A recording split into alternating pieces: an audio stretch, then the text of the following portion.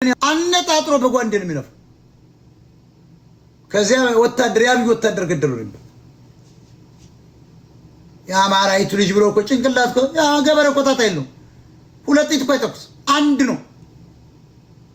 አታየዋ ምኑን ልበለው ጀሮን ልበለው የንን ቅማለም ትግሬ ምኑን እግሩን በመጣው ይተርፋል። ምኑን ልበለው ጀሮን ልበለው ግንባር ይላል። መስቀለኛውን በለው ካልከው ዞር ሲል ግጥም ነው። ፎክሮ አረቄውን እየጠጣ ያመሸ ጀግና ነበር ህዝባችን። የፋኖ መሪ የሚባል ኮልኮሌ ፉጨት ፍየዋለሁ። ምንድነው ያልኳቸው ቅድም ፊሽካ ፋኖች ቀስተ ዳመና ፋኖች አሉ። ፊሽካዎች አሉ። ተገርኳችሁ ባህር ዳር፣ ጎንደር፣ ላሊበላ በጠቅላላ ጉብኝቱን የያዙት ጉራጌዎች ናቸው። በልጭልጭ ሆቴል የሚገርማችሁ እዚያው ሰርተው ወዲያው ከአውሮፕላን እንደወረድ ካለ አንዱ ወንድ ጓደኛ ሲነግረኝ ለጉብኝት ሲሄዳል አማራውን እኮ ጉራጌዎች መጥተዋል። ወዲያው መኪናው ይነሱ ዘርፈውናል። መኪናው ቁጭ ምን ይባሱ ምኑ ጥቁር መኪናው ከች ጋሼ እዚህ ግባ ታክሲ ከዚያ ይወስዷቸዋል።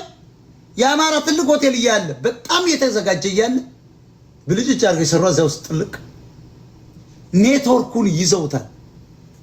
አሁን አማራ ይሆን ወደ ኢትዮጵያ ስትሄድ አማራ ቤት የት ነው? የአማራ ክትፎ ቤት የት አለ? የአማራ በየአይነት ቤት የት አለ? የአማራ መኝታ ቤት ፎቆች የቶኞች ናቸው? የአማራ ጠጅ ቤት የቱ ነው? የአማራ ጠላ ቤት የት ነው? ደስ ያለ ናፍቆት አማራዎች ናቸው ወይ ስገባ እነማን ናቸው ብላ አጣርተህ ነው መሄድ አለብህ። ገንዘብክን አማራ ለአማራ ካባከንከው ገበሬው ዳነ ማለት ነው፣ አሸነፈ ማለት ነው። አንተ ግን ጉራጌ ጋር እዚያ በቃ ቶቶት እያለ እዚያ ሲያምታቱ እነሱ እኮ ንግድ እየሰሩ ነው። የአማራ ክትፎ ግን ከቶቶት 35 ጊዜ የሚበልጣል። እዚያ ጋር ሄደ ነው መግባት ያለብህ። ጉራጌው ይግባ፣ ኦሮሞው ጋር ይግባ፣ ትግሬው እነሱ ያመጡብን ዘረኝነት ነው። ይሄ ዘረኝነት አይደለም፣ የኢኮኖሚ ብልጠት ነው። እዚህ ውጭ ሀገር አማራ ቤት መሄድ ነው ያለብህ። አማራው ኤርትራ እኮ ችግር የለባቸው አማራን ስለሚወዱት እንደውነቱ ኤርትራኖች እዚህ ሀገር እኔ ምንም እነሱ እኔ ጋር መጣላትም አልፈልግም። ኤርትራ መሪያቸውና ሻቢያ እንጂ ኤርትራዊ ችግር የለበት። የምታገኘው እንደውም የአማራ ቤት ነው። ፈልጎ ጉራጌ ጋር ሄደ ያውቁታል። አይ አማራ ነው እንጀራው የሚጋግረው አማራ ነው፣ ወጡ እንደዚህ ነው የሚሉ ጉራጌ ረባኪ አማራ ወጥ ነው የምመለው ምናምን። አሁን ጉራጌዎች እንትን ምንድነው ኤርትራኖች አይ ጉራጌ ቤት አይደለም ኤርትራዊ ኦሮሞ ብትለው አራራ በጭራቃ ምናምን ነው እንዴት ስለሆነ አንደም ነው እንዴት ስትለው ጓደኞች አለ አራ እንዳለ ደምዛዚያ ወጥ መሰለ እንዴ እዚያች አንቺን ያሉ ቤት ነው እንጂ መሄድ ይላል። አሁን ኤርትራኖች አማራ ቤት ነው ፈልገው አማራው ነው የደንቆሮ ጉራጌ ለመሞገስ ጉራጌ ትግሬ ቤት ቢገባ ትግሬ ግን ብታርደው ኦሮሞ ብታርደው ጉራጌ ብታርደው አማራ ቤት አይገባ። ብታርደው እንኳን ሌላ ደቡቦች ኢትዮጵያኖች ብታርዳቸው አማራ ቤት አይገቡ፣ አይፈልጉትም። አማራው ነው ሂዶ የሚዘፈዘፈው የሚያከብራቸው የሚሰደበው የሚንቋሸሸው ህዝቡን በድሮ ነው የሚያስገድለው። ይሄ እኮ ኢንካሙ ሂዶ እኮ እዚያ ጋር ነው እነሱ ጋር የፖለቲካ ስራ የሚሰራበት። ህዝብ እየጠፋ ነው። በዚህ 5-10 ዓመታት ውስጥ አማራ ሊበተን ይችላል በዚህ አካሄድ።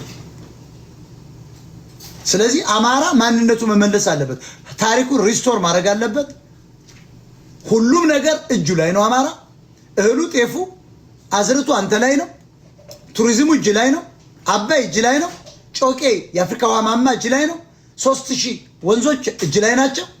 ጅብሰሙ እጅ ላይ ነው። ወርቁ አንተ ላይ ነው። ነዳጅ እኮ አለ ወሎ ውስጥ የሚገርማችሁ። ጫት እኮ አማራ ላይ ብቻ ነው። አባይ በራ የሚበቃው ብታዩት፣ የባህር ዳር ጫት ብታዩት ለዓለም ይበቃል። ትግሬዎች እንድንጠቀም ስላልፈለጉ ነው የጉራጌና የኦሮሞችን የሚወስዱ እንጂ እኮ ጫት እንደ አማራ ክልል የሚያድግበትን ቦታ የገበሬው ማሳ ላይ ብትተክሉት እንደዚህ ነው። እኛ ግቢ ነበር ተተክሎ አንድ ወቅት እና መምራኖች ወጥተው ነበር የሚበሉት አሉ። ይሄ የኢትዮጵያ መምሮች ቆርጣን አንድ እንደውም ጎይቶም አማሐጽዮን የሚባል በኋላ በጣም ባለስልጣን ነው ጠፋ። ለካ እየመረጀ ነው እኛ ጋር መጡ። እሱ ደግሞ ላስታውሳችሁ ታስታውሳላችሁ ከርኗሪ ሲያስተምር ሻወር ከወሰደ በኋላ ምንድን ነበር የሚለው? እኛ ትንሽ ልጆች ነን። ድንግል ሴት ያስፈልጋል። አያችሁ፣ ድንግል ሻወር ወስደ ድንግል ነው ይላል። እንግዲህ ሻወር በወሰደ ቁጥር የአማራ ድንግል ገበሬ ሲበጥስ ነበር ማለት ነው። ገንዘብ እንግዲህ ያኔ የመምህር ደሞዝ ትልቁ ነው እኮ ነው። ጎይቶም አማሃ ሲሆን ይባላል። በጣም ያራዳ ልጅ ነው። እኔ ራሱ አስታውሷለሁ። ፀጉሩ የሚያምር ነው። ምን ይላል ሲተርት እንደው ማረቄ እየጠጣ ሻወር ወስደህ ልጃገረድ መበጠስ ነው ይላል። ለካ ያ ትግሬ እየመረጀ ነው። ይሄ ደደብ አማራ ደግሞ ትግሬ ነው እያለ ተሸክሞታል። እሱ ግን ወያኔ ሲመጣ ትጥቅ ነው ያዘው። በአይኔ እያየሁት ወያኔ ሲገባ ከትምህርት ቤት ስመለስ እንዳለ ጥልቅልቅ ሲል እሱ ጠመንጃ ይዞ ወጣ። ወዲያው ሞጣ ገባ። ከሞጣ የት እንደደነቀ አሁን ቅርብ ጊዜ ሳጣራ ትልቅ ባለስልጣን ሚኒስትር ሆኗል። እሱ ግን እየመረጀ ነበር ገበሬው። የገበሬ ሴቶችን ያበላሻል፣ ባለትዳሩን ያበላሻል፣ እንደፈለገ ይሸናበታል አማራው። እና እኔ እጠራጠረው ነበር። ትንሽ ልጅ ሆኜ ነው የመታገል ጀምሮት ሳየው ትግሬ እኔ እዚያነ ትግሬ ያውቃል። የኛ አባትና እናት ግን ትግሬ ያውቁ። ትግሬ ሲባል ነው የሚሰሙ እንጂ ሲመጡ ምንም ዘይዶን ከ እኔ ግን ትግሬን አውቀዋለሁ። ትንሽ ልጅ ሆኜ ትግሬን አውቀዋለሁ። እኔ አማራው ሆኜ ማለት ነው። አቅም ስለሌለኝ ነው እንጂ ለማባረር ብችል ማባረር ፈልገው እና ምን ይላል ይቀልድ ነበር። እውነቱን ነው። ያ የሚቀልደው ነገር ውሸት እንዳይመስላችሁ። ሻወር ወስዶ ሲጨርስ ምን ይላል? ሻወር ወስጄ መጣሁ ይላል። ሰብሰብ ስል ተማሪዎች እዚያ ጋር ይመጣል ያልፋል። እንዴት ናችሁ ምናምን ምን ሰላም ነው የጠፋህ እንደ ውሃ አዝሏል ፀጉሩ። ሻወር ወስጄ በዚህ በጉድጓድ ውሃ ታጥቦ ማለት ነው። ሻወር ወስጄ መጣሁ። አሁን የሚያስፈልገኝ ልጃገረድ ነው፣ ድንግል መበጠስ። እውነቱን እኮ ነው። ጫት ይቅማል እሱ ከጓሮ መጥቶ ይቅማል። አያውቁም፣ ዝም ብሎ ይሰጠዋል፣ ይቅማል። እሱ ግን በገጠር ይሄዳል። የሚገርማችሁ ጥሪ ይጠሩታል። ቆንጆ ነው መልኩ። ገበሬው ጋር መድኃኔዓለም ደግሞ ይችሉበታል። እነ ትግሬዎች አጨርባለ ትልቅ መስቀል ያደርጋል። እሱ የሚሄደው ለካ የገበሬ ልጆችን እየሸመሸመ ነው። በሙሉ ባለትዳር አድርጓታል። በኋላ ሳጠና ባለትዳር ያልደፈራት የለችም። አማራ ስለሆን ያ ትግሬ ያሽንታን ትግሬ እየሸናበት ነበር አማራ። አሁንም በገጠር ሁሉ አሉ ትግሬዎች፣ ኦሮሞች ሳይቀሩ አሉ ቅጥረኞች። ኦሮሞ እኮ ብዙም አሉ፣ ትግሬዎች አሉ፣ ጉራጌዎች አሉ። እነዚህ ምን እንደሚሰሩ በየቀበሌው ተከታተሏቸው። ኢኮኖሚያቸውን ቀሟቸው፣ እናንተ ያዙባቸው። አስመጪ ምንድነው? አስጎብኝ ከሆነ ካንተን አስጎብኝ መሆን። በሰፈር መጥቶ አንድ ጉራጌ አንተ እየተራፍክ እሱ መስራት የለበትም። አንድ ትግሬ አንተ እየተራፍክ እንዴት ይሰራል? ለምን ይሰራል? ትግራይ ሀገር እኮ አንድ አማራ ሄደ። ጉራጌ ሀገር እኮ አንድ አማራ ሄደ አለ እንዴ? አንድ አማራ ተመጡ። ጉራጌ ግን አማራ ውስጥ ሸዋ ውስጥ ሁሉ አለ። እንደ ጉራጌን ተውት እንቶ ሌባ ነጋዴውን ማጋለጥ ይሻላል። ገጠሩን ብትተውት እኮ ትግሬ ሀገር አንድ አማራ አለ። ኤርትራ ሀገር አንድ አማራ አለ። እነሱ ግን እኛ ሀገር ነው ያሉት። ኧረ አማራ ነቃ። አንድ ትግራይ አንድ አማራ አንድ ትግራይ ሀገር ይኖራል። አንድ ኦሮሞ ይኖራል። እነሱ እኮ ሀገር አድርገዋል እኮ። እነሱ ሀገራቸውን አስጠብቀው አንድም መንግስት ሰራተኛ አይቀጥሩ። እኛ ጋር ግን በኢትዮጵያኖች ላይ መጥቶ ግን ትግሬ ወሯል እንዳበጣ። ንግዱ የነሱ ነው፣ ደህንነቱ የነሱ ነው፣ ወታደሩ እነሱ ናቸው፣ መሬቱ እነሱ ናቸው። ምን አገባችሁ ሊባሉ ይገባል።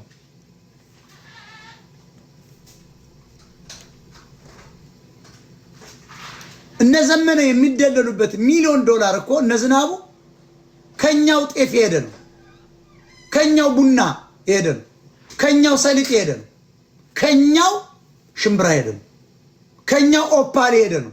በርካሽ ገዝተው በውድ እየሸጡ መልሰው ደግሞ እንደነ ዘመነ ያለው ሌሎችን ይገዛሉ። አብረን እንሰራለን ብለው ይጃጃላሉ። ጉራጌ እኮ ሚዛን ያምታታል። ኦሪጂናል ነው ብሎ እኮ ሱሪ ሽጦልህ ግላንግረር ሱሪ እኮ ሂደስ ዘፈዝፈ እኮ ያለ ቀለም ሆኖ ታገኘዋለህ። ሁለት እግር ጫማ እንሸጣለን ያለቻል። እዚህ መጣ ባለፈው ከኔ ጋር ስጣላ አንተ ቆንጨ መሀይም ነው ያለች አማራ። ሁለት እግራ ጫማ እንሸጥላለን ያሉ። ተመልከቱ አማራውን እንዴት እንደናቁት። እንደ ጉራጌ ያለ አሁን ትግሬ ይባላል፣ አሁን ኦሮሞ ይባላል። እንደ እውነቱ ከሆነ እንደ ጉራጌ ያለ ብሔር የኢትዮጵያን አንጡራ ሀብት የጋጠ የበላ የዘረፈ ብሔር እኔ አይቻላቅም። ጉራጌዎች ታክስ ከፍለው ያውቁ፣ ታክስ ያምታታሉ፣ ያጭበረብራሉ። በቁብ ብለው በጎን ይወስዱታል። እንደ ጉራጌ የኢትዮጵያን ሀብት ንብረት አድቅቆ የበላ መጥምጦ እንደ ሸንኮራ ኢትዮጵያን የጣላት ጉራጌ ነው። አሁን አብይ ሰው ቢሆን ኖሮ ኦሮሞዎች ሰው ቢሆኑ ኖሮ የጉራጌ ባንኮችን ማጣራት ያስፈልግ ነበር። ከየት እንደመጣ በጣም ከፍተኛ ገንዘብ አላቸው። ቤቶቻቸውን፣ ኮንዶሚኒየሙን፣ ሀብቶቻቸውን ማያት እንደ ትግሬው ማለት ትግሬውንም በዚያው ልክ ማጥናት። አሁን ኦሮሞ ብልጥ ቢሆን የጉራጌዎችን ባንክ መመርመር ነው።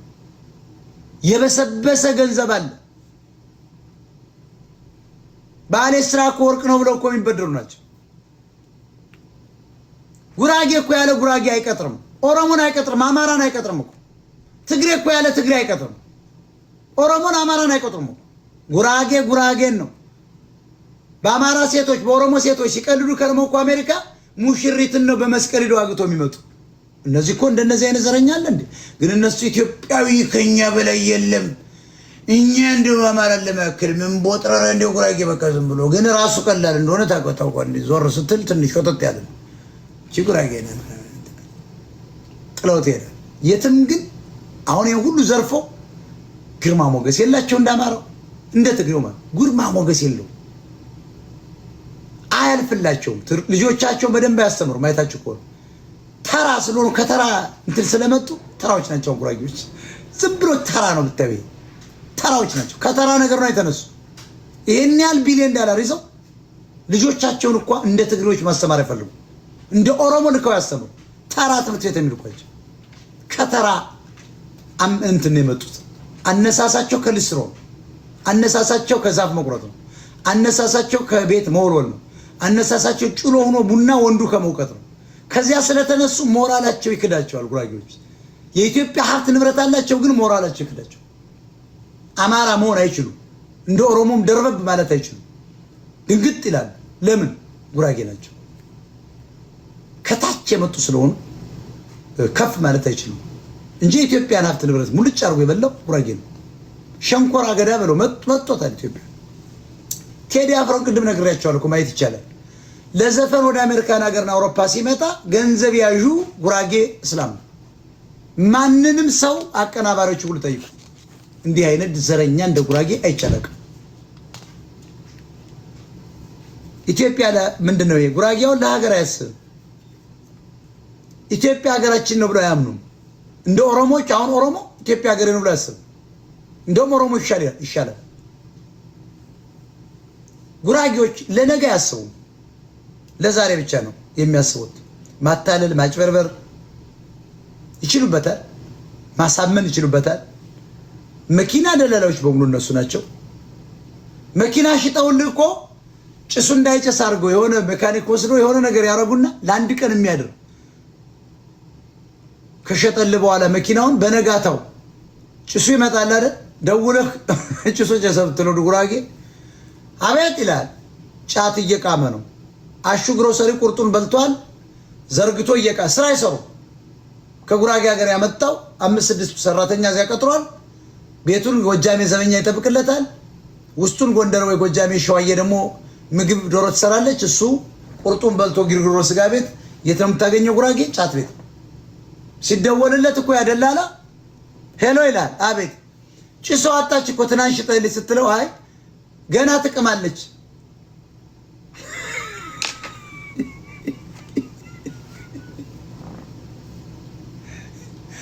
ጉራጌን ማወቅ አለብን። ጉራጌ ዝም ብሎ ፋራ እንዳይመስል። አየው መኪና ሽጦልህ ጭሳጨሰ ትለዋለህ። ምን ችግር አለ? ማጨስ ብቻ ለምን ምንድን ነው? ምን ማጨስ ብቻ? ገና ነገ ደግሞ ትቅማለች። በቃ አይመልስም ገንዘብ ጉራጌ። በፍጹም ግደለው። አጠፋሁት ይላል አለው እኮ ሚል እንዳለ አጠፋሁት ነው።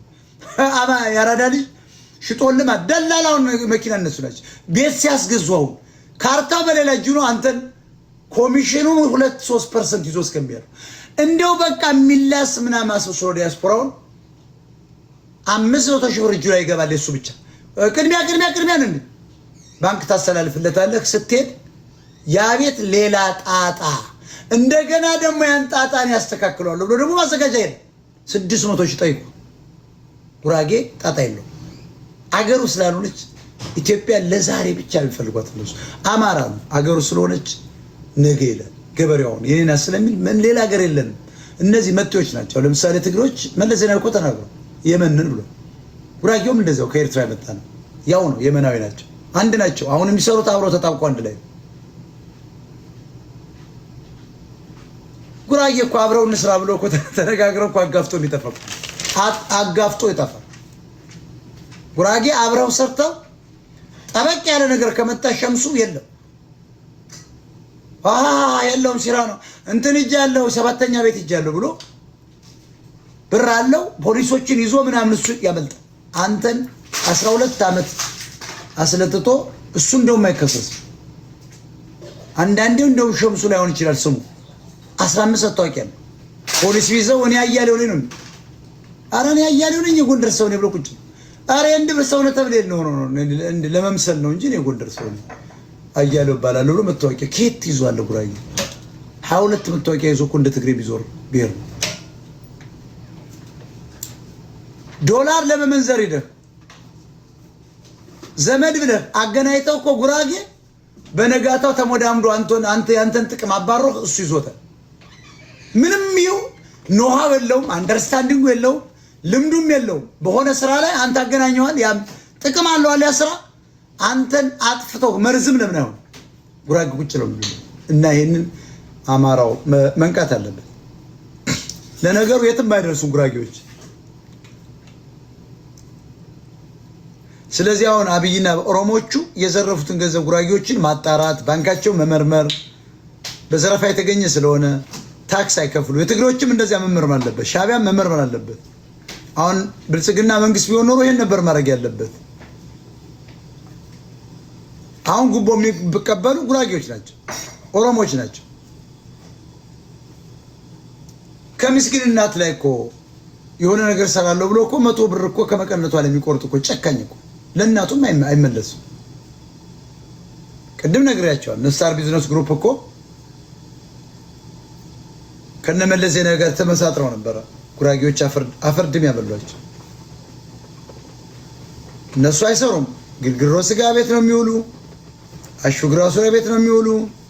የፍየል ቁርጥ የፍየል በሬ ስጋ ነው የሚበሉት። ስራ አይሰሩም። ከሀገር ቤት አምጥቶ አሰልጥነው እዚያ ሱቅ ውስጥ ይገትራሉ። ምግብ ቤት የሆነ ሰው ይቀጥራሉ። እነሱ ጉራጌዎች በኢትዮጵያ ውስጥ ጉራጌን ብታዩ ኃይለኛ መኪና ይዞ ዝም ብሎ ሲዞር ነው የሚውሉ። 5-6 ፎቅ አስመጭ አለው። ምን አለው? የቀበሌ ቤት አለው። ኮንዶሚኒየም ገዝቶ ያከራያል። የሚገርማችሁ የጨረቃ ቤት 20-30 ይዘው እንደገና 5-6 ሽጠው ህጋዊ አድርገው ደግሞ ፎቅ ይሰራሉ። እና በጣም አደገኞች ናቸው። ግን የመርካቶን ንግድ ያስረከባቸው አማራ ነው። እንደውም የመኖቹ ይሻሉ ነበር። የመኖቹ ሲሄዱ እኛ አንፈልገውም ብለው ነው ሰጥተውት ሄዱ። ጉራጌ እኮ አይሰጥም። እና ይሄ ነው ኤክስፕሬስ። ቀጥል። ቅድም ያስገባቸዋቸው ሰዎች አሁን ሲጨርሱ ቀጥል። ቴንኪው ሞጣዬ፣ ቴንኪው። ያ በጣም ደስ የሚል ትንታኔ ነው ዛሬ። ከምንም በላይ ደግሞ ያስገረመኝ አሬቲቲ የምትባል ልጅ እንዴት አይነት አንበሳ፣ በጣም ጎበዝ ልጅ ዛሬ ፈልፍለህ አምጥተሃል። ይሄ እስካሁን ለህዝባችን ካደረከው አስተዋጽኦ እንደ አንድ የሚቆጠር ነው። እውነት በጣም ጎበዝ ልጅ ነች። እኔ ቆሜ ነው ያጨበጨብኩላት። እና እሷ ልጅ መቀጠል አለባት። ለሚመሰረተው አዲስ ዋናው ሚዲያም እንደ ግብዓት የምትሆን ልጅ ነች። ወታለች መሰለኝ፣ የለችም ግን ወደፊት መምጣት አለባት። እስካሁንም የት እንደቆየች አላቅም። በጣም ጎበዝ፣ ፖለቲካውን፣ ሴራውን፣ ሁሉንም ነገር በልታ መናገር የምትችል ልጅ ነች። ወደፊት ስላመጣት በጣም እናመሰግናለን ሞጣ። በተረፈ ሁሉም ነገር ትክክል ነው። አንተ ያልከው ሁልጊዜ የምስማማበት ነው። ለህዝባችን መድረስ አለብን። ኦርጋናይዝድ በሆነ መንገድ ሚዲያውም ይምጣና በደንብ መስራት አለብን። ብዙ ሀብት ንብረት እያለው ህዝባችን እንዲህ በማይረቡ በመሃይማን እየተደቆሰ ሁልጊዜ እየተገደለ መኖር የለበትም። ራሱን ችሎ የሚያስተዳድርበት ሁኔታ ከተፈጠረ ሀብት ንብረቱ ሁሉም ነገር በእጁ ነው። ሁሉም ነገር እንዳልከው ነው። ጤፍን ቡና ያን ያህል ሲሰቀል ጤፍ ለምንድን ነው አሁንም ድረስ ኑሮ በተወደደበት ሁኔታ አንድ 100 ኪሎ ግራም ጤፍ 10 ሺህ እንኳን አያወጣም። አሁን እዚህ ላይ ስላልተሰራ ነው፣ ብዙ ነገር ስላልተሰራ ነው ህዝባችን ሌሎችን እያከበረ እሱ ግን ተገዳይ ሆኖ ያለውና ስትራቴጂስት በጣም ያስፈልጋል። እችን ልጅ በደንብ የያዛት ሞጣ እውነት ትልቅ ግብዓት ነው የምትሆነው።